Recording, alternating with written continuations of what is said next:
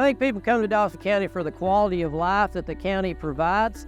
We do budget every year for a certain number of projects, road projects, but for us to have the necessary funding that we need to be able to meet the need, we need a designated revenue source, and TSPLOST would give us that, which is a Transportation Special Purpose Local Option Sales Tax, which is a 1-cent tax that all taxpayers would pay, as well as anyone who buys goods and services that come to Dawson County, because it's based on sales.